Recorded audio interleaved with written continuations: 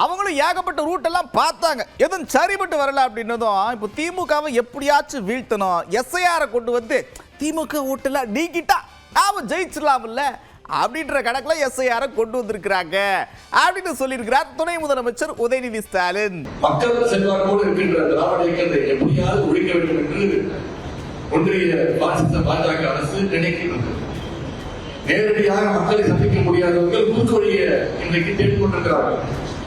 அதனால்தான் இன்னைக்கு எஸ்ஐஆர் என்ற சிறப்பு தீவிர வாக்காளர் பட்டியல் திருத்தத்தை இன்றைக்கு தமிழ்நாட்டில் கொடுத்திருக்கிறார்கள். எப்படியாவது திமுக ஆதரவு வாக்குகளை எல்லாம் குறிவச்சு நீக்க பார்க்கிறாங்க. குறிப்பா கழகத்திற்கு ஆதரவாக இருக்கக்கூடிய சிறுபான்மையினர், பெண்கள், ஒடுக்கப்பட்ட பிற்படுத்தப்பட்ட மக்களுடைய வாக்குகளை எல்லாம் நீக்கிட்ட எப்படியாவது குறுக்கோயில ஜெயிச்சிடலான்னு ஒன்றிய பாஜக அரசு திட்டமிடுது.